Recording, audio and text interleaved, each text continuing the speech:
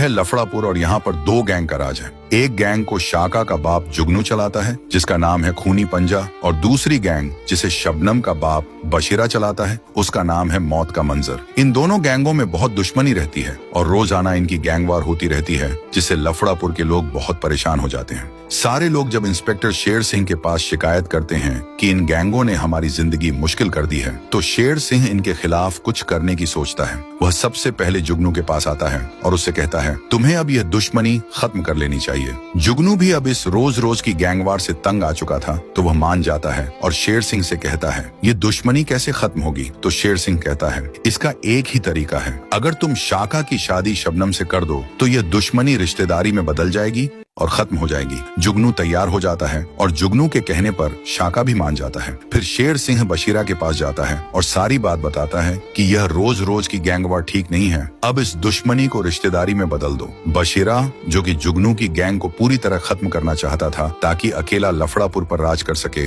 वह शेर सिंह के सामने तो शाका शबनम की शादी के लिए मान जाता है, लेकिन मन ही मन योजना बनाता है। अब हमें मौका मिला है पूरी गैंग को खत्म करने का। जैसे ही वे रिश्ते की बात के लिए आएंगे, सबको मार डालना है। अगले दिन जब शेर सिंह जुगनू और बशीरा को एक जगह बुलाता है, तो जैसे ही जुगनू और शाका वहां पहुंचते हैं, बशीरा के आदमी उन पर हमला कर देते हैं, जिसमें जुगनू बुरी तरह जख्मी हो जाता है। शेर सिंह बशीरा के आदमियों को रोकने की कोशिश करता है। उसी समय शाका जुगनू को लेकर अस्पताल पहुंचता है, लेकिन 2 दिन अस्पताल में रहने के बाद डॉक्टर शाका को बताता है कि जुगनू अब कोमा में चला गया है। इस पर शाका बेहद गुस्से में आ जाता है। अब सवाल यह है, क्या शाका जुगनू का बदला ले पाएगा या नहीं?